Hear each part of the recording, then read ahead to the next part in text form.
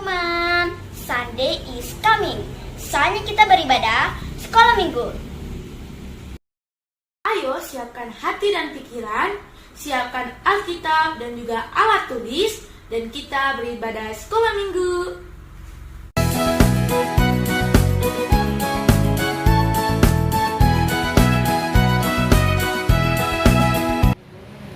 Hai adik-adik, shalom. Adik-adik, hari ini kita akan beribadah sekolah minggu.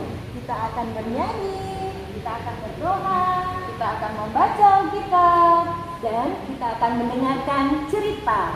Ibadah sekolah minggu dimulai.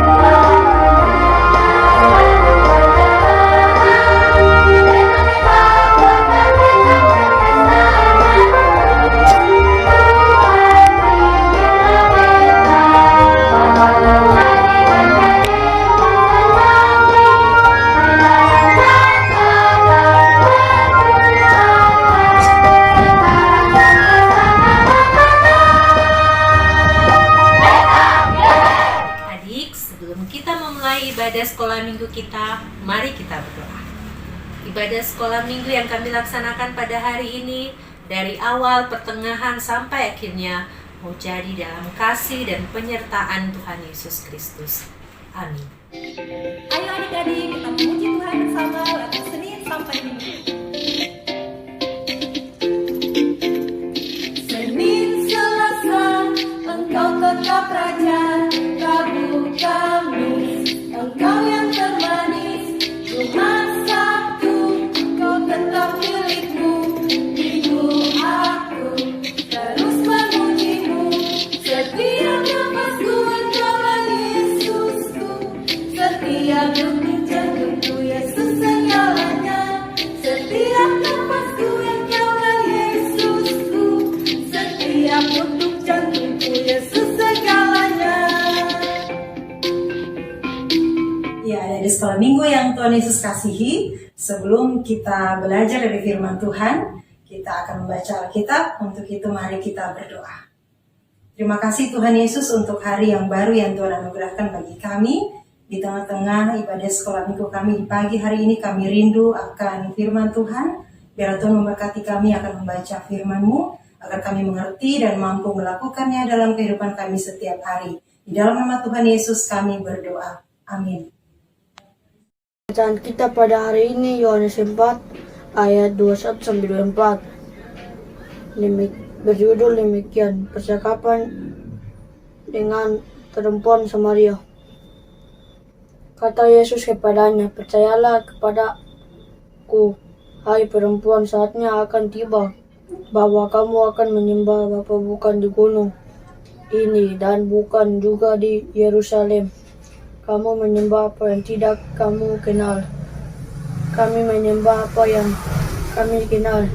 Sebab keselamatan datang dari bangsa Yahudi. Tetapi saatnya akan datang dan sudah tiba sekarang, bahwa penyembah-penyembah benar akan menyembah Bapa dalam roh dan kebenaran. Sebab Bapa menghendaki penyembah demikian. Maka itu roh, dan barang siapa menyembah Dia harus menyembahnya dalam roh dan kebenaran. Demikian firman Tuhan pada hari ini. Amin. Shalom adik-adik. Di hari ini Encik akan mengajarkan tentang peran spiritualitas Kristen dalam keluarga, gereja, dan masyarakat. Sebelum Encik lanjut ke materi, mari kita saksikan cuplikan berikut. Di sore hari yang cerah, tatkala si corona jahat belum menyerang bumi, sekelompok anak bermain kucing-kucingan dengan asyiknya. Budi yang beragama Islam, Sinta yang beragama Buddha, Rionaldo yang beragama Kristen, dan Made yang beragama Hindu bermain dengan akrab tanpa memandang sekat perbedaan. Tiba-tiba Made terjatuh. Rionaldo, Budi, Sinta bergegas menolong Made. Nah adik-adik, perbuatan baik yang Rionaldo lakukan sama dengan teman-temannya yang beragama lain juga lakukan. Lantas, apa bedanya? Ya, perbuatan baiknya memang sama, tapi nilai spiritualitas yang membedakan. Roh yang menggerakkan kita untuk menolong sesama, itulah yang membedakan. Adik-adik, di minggu lalu Encik Maheni telah menjelaskan arti spiritualitas Kristen. Adik-adik masih ingat apa arti spiritualitas Kristen? Ya, spiritualitas Kristen adalah pengalaman pribadi seseorang yang digerakkan oleh Roh untuk melakukan kehendak Allah, yaitu tentunya untuk melakukan hal-hal yang baik. Ada 12 peran spiritualitas Kristen. Yang pertama, Roh memampukan kita menjalani hidup dengan optimis dan semangat. Yang kedua, Roh memampukan kita untuk berpikir dan bertindak didasari dengan tujuan yang jelas untuk mencapai masa depan. Atau dengan kata lain, adik-adik bisa berpikir atau bertindak sesuatu yang baik untuk masa depan adik-adik. Misalnya adik-adik belajar dengan tekun supaya mencapai masa depan yang baik. Adik-adik tidak ikut-ikutan tren. Misalnya teman punya HP baru, terus adik-adik merengek minta ke mama, minta dibelikan HP baru. Sedangkan adik-adik tahu bahwa untuk itu orang tua harus bekerja keras untuk memenuhi kebutuhan adik-adik sehari-hari. Yang ketiga, Roh memampukan kita bersikap bebas untuk memilih tindakan yang disertai dengan rasa tanggung jawab. Misalnya adik-adik yang tergabung dalam Angel Voice, tentunya ketika Angel Voice terbentuk, adik-adik bergabung sesuai dengan kemauan adik-adik sendiri. Dan adik-adik harus melakukan latihan dengan penuh tanggung jawab. Yang keempat, Roh memotivasi kita untuk mengontrol diri saat menyesuaikan diri dengan suatu lingkungan. Yang kelima, Roh mengatur pikiran dan tindakan agar lebih terarah. Ketika Roh ada dalam hidup kita, pikiran dan tindakan kita lebih terarah, yaitu yang sesuai dengan kehendak Tuhan. Yang keenam, kita akan berusaha untuk tidak kehilangan identitas diri. Adik-adik, kalau ada teman yang menawarkan, ayo oi coba ini rokok, wih kalau cara merokok cara keren. Jangan kehilangan identitas diri adik-adik sebagai anak-anak Kristen yang taat pada kehendak Allah. Yang ketujuh, adanya Roh, kita tidak salah mengambil keputusan yang cocok untuk mengembangkan diri. Di sekolah adik-adik tentunya ada kegiatan ekstrakurikuler seperti marching band atau pramuka. Adik-adik bisa memilih kegiatan mana yang cocok dengan hobi atau karunia atau talenta yang adik-adik miliki untuk mengembangkan diri adik-adik. Yang kedelapan, Roh membuat kita tidak mudah putus asa. Adik-adik masih ingat cerita Encik di beberapa bulan lalu, yaitu Encik pernah bercerita bahwa Encik pernah turun peringkat waktu masih sekolah. Tapi saat itu Encik tidak putus asa. Encik kembali merenungkan apa yang masih kurang. Kira-kira apakah Encik sudah mulai belajar sampai prestasi menurun? Dan Encik tidak putus asa, Encik berusaha lagi sehingga di semester berikutnya prestasi Encik bisa kembali lagi. Yang kesembilan, Roh memampukan kita memiliki kemampuan memaknai setiap peristiwa yang terjadi. Masih ingat cerita tentang peran Roh Kudus sebagai penghibur? Roh yang ada dalam hati kita membuat kita percaya bahwa ada rencana Tuhan yang indah dalam setiap kejadian yang terjadi dalam hidup kita. Yang ke-10, Roh memampukan kita untuk berkomitmen, untuk setia dan jujur. Kita akan menjadi pelajar yang setia atau rajin belajar dan jujur saat ujian. Yang ke-11, Roh mendorong kita untuk hidup berbagi dengan sesama. Dan yang ke-12, Roh memampukan kita mengungkapkan makna dan nilai dalam setiap pengalaman hidup. Ya, tadi itu peran spiritualitas secara umum. Sekarang kita akan masuk dalam peran spiritualitas Kristen dalam keluarga. Tuhan Yesus, kepala keluarga, Alkitab sebagai firman Tuhan, persekutuan suami, istri, dan anak, pendidikan anak, dan pekerjaan. Kelima urutan ini tidak boleh terbalik. Kalau terbalik, misalnya pekerjaan yang lebih di atas dari Tuhan, maka kehidupan keluarga menjadi tidak harmonis, akan banyak masalah dan ada kekacauan dalam keluarga. Ketika pandemi COVID-19, kita semua kembali ke dalam keluarga, mesbah keluarga atau ibadah binakel kemudian dijalankan kembali. Ada anak-anak, orang tua, sama-sama memuji Tuhan, beribadah, membaca Alkitab, Papa membacakan renungan dan berdoa.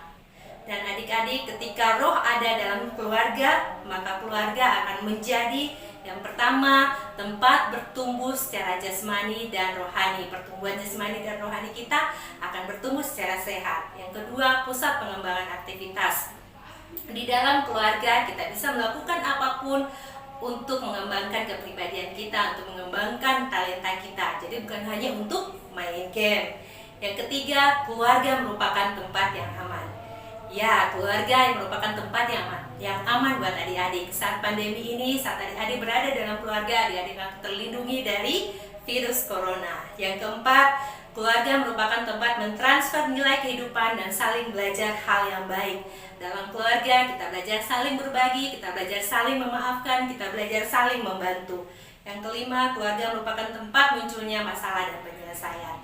Pasti di antara adik-adik ada yang sering baku ganggu dengan adik-adiknya, ada yang sering ribut dengan adik-adiknya, sampai yang sering dikatakan mungkin sama Papa Tom and Jerry. Tapi kemudian adik-adik akan saling memaafkan, saling meminta maaf, akan hidup rukun dan akur lagi bersama adik-adik. Keluarga merupakan tempat untuk kita hidup ribut rukun. Yang kedua, peran spiritualitas Kristen dalam gereja. Peran spiritualitas Kristen dalam gereja yaitu terciptanya persekutuan yang intim atau akrab antara orang percaya dengan Allah. Terciptanya persekutuan yang intim atau akrab antara orang percaya dan Allah. Persekutuan yang intim atau akrab antara orang percaya dan Allah bisa terjadi kalau tercipta juga persekutuan yang akrab antara orang percaya dan orang percaya lainnya atau antar sesama orang percaya. Jadi akan tercipta seperti salib. Ya, adik-adik ke sekolah minggu, adik-adik di sekolah minggu, adik-adik memuji Tuhan, adik-adik berdoa, adik-adik mendengarkan firman. Bukan hanya itu saja, tetapi juga adik-adik membangun hubungan yang baik dengan sesama teman. Adik-adik menghibur teman yang lagi sedih, mendoakan teman yang lagi sedih, menolong teman yang lagi kesusahan.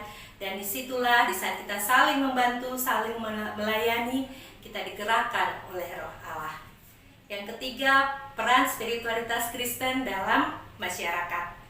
Ketika Roh Allah ada dalam hidup kita, maka kita akan hidup dalam kasih, kita akan hidup berbagi dengan sesama. Seperti yang sudah adik-adik lakukan pada saat Hari Anak Nasional kemarin, adik-adik mengumpulkan koin untuk diberikan alat kesehatan buat diberikan kepada saudara-saudara kita yang ada di Batang 2, atau adik-adik meminjamkan alat tulis kepada teman-teman di sekolah, kepada teman yang lupa membawa alat tulis, ataupun juga mendoakan teman-teman yang sakit. Adik-adik, ketika Roh Allah ada dalam diri kita, ketika Roh Allah ada dalam hati kita, maka hidup kita akan menjadi lebih baik. Kita akan hidup menjadi anak-anak terang, anak-anak yang berjalan dalam kehendak Tuhan. Pertanyaannya sekarang, maukah adik-adik mengizinkan Roh Allah hadir dalam hati adik-adik, dalam hidup adik-adik? Tuhan Yesus mampukan adik-adik untuk hidup dalam roh kebenaran. adik-adik, demikian tadi materi dari Enci. Enci punya tugas buat adik-adik. Adik-adik mengirimkan sebuah video pengalaman adik-adik digerakkan oleh Roh. Bagaimana Roh bekerja dalam hidup adik-adik. Pengalaman hidup yang simpel saja ya. Pasti adik-adik sudah pernah lihat video minggu lalu tentang pengalaman Krista dan Insos. Enci tunggu video dari adik-adik. Tuhan Yesus memberkati.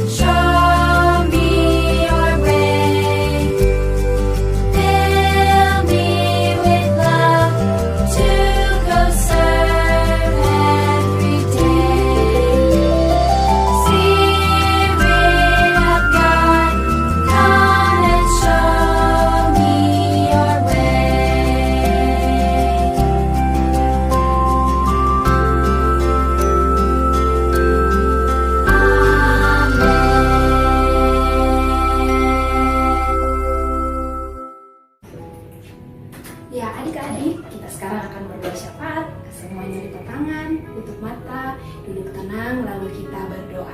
Mari kita berdoa. Terima kasih Bapa, terima kasih Yesus, terima kasih Roh Kudus buat penyertaan Tuhan di dalam kehidupan kami. Terima kasih Tuhan sudah menyertai ibadah kami mulai dari awal, pertengahan hingga akhirnya. Kami sudah mendengarkan cerita, kami sudah membaca Alkitab, kami sudah memuji dan memuliakan nama Tuhan, kami sudah berdoa. Sekarang kami sudah sampai di akhir ibadah. Tuhan yang memberkati ibadah kami, semoga semua apapun yang kami kerjakan boleh berkenan di hadapan Tuhan. Firman yang boleh kami dengarkan tadi, Tuhan yang memberkati, semoga bisa kami lakukan di dalam hidup dan kehidupan kami. Tuhan Yesus, saat ini kami berdoa untuk masing-masing kami di dalam pendidikan dan permainan kami, mulai dari jenjang batita hingga jenjang anak remaja. Tuhan berkati kami di dalam pelajaran kami, di dalam kami bermain, di dalam kehidupan kami sehari-hari. Tuhan bantu kami untuk bisa menjadi anak-anak yang bisa diandalkan oleh kedua orang tua kami, menjadi anak-anak yang berprestasi di sekolah, menjadi anak-anak yang dengar-dengaran kepada kedua orang tua kami. Kami berdoa juga untuk orang tua kami, Papa, Mama, Tante, Oma dan Opa yang tinggal bersama-sama dengan kami.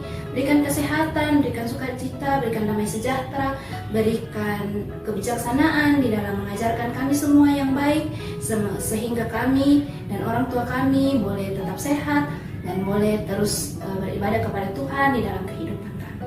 Kami berdoa juga Bapa untuk guru-guru kami di sekolah dan pengasuh-pengasuh kami di sekolah minggu. Berikan mereka kebijaksanaan di dalam mengajarkan kami segala yang baik.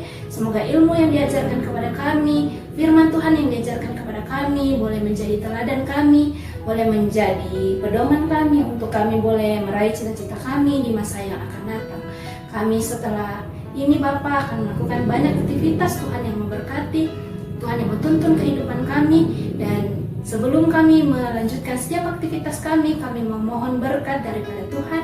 Kiranya Tuhan yang menyertai kehidupan kami mulai dari hari ini kekal sampai selama-lamanya. Dalam nama Tuhan Yesus kami sudah berdoa. Amin. Adik-adik, tadi kita sudah bernyanyi bersama, kita sudah berdoa, kita sudah membaca Alkitab, kita sudah mendengarkan cerita. Sampai jumpa di minggu depan. Shalom.